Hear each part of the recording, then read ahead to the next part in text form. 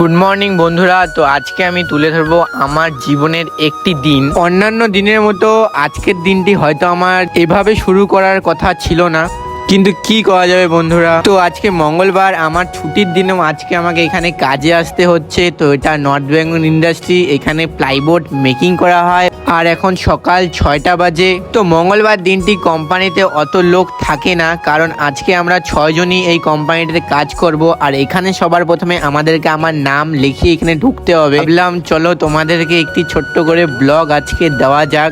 সকাল 6টায় উঠে কাজে আসা অবস্থাটা বুঝতেই পারো তোমরা। তো আজকে আমি তোমাদেরকে দেখাবো আমি যেখানে কাজ করি সেখানকার কিছু প্রসেস, কিভাবে কি করতে হয় তোমাদেরকে আজকে হালকা করে তুলে ধরবার চেষ্টা করব। তো বন্ধুরা, সবার প্রথমে তোমরা এই মেশিনটি দেখতে পাচ্ছ, এটা হচ্ছে একটি বড় সাইজের ভ্যাকুয়াম ক্লিনার।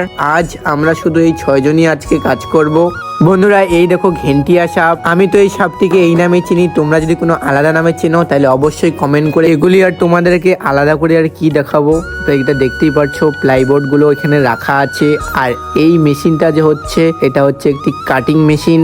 তো এখানে আমাদের প্লাইবোর্ডকে কাটা হয়।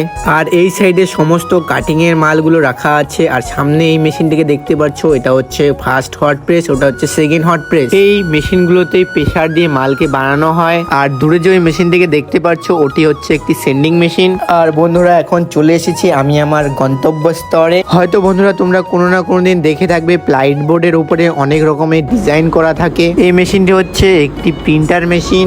আর এর কাজ হচ্ছে এখানে প্রিন্ট করা। তোমরা দেখতেই পাচ্ছ এখানে কিভাবে প্রিন্ট করা হচ্ছে।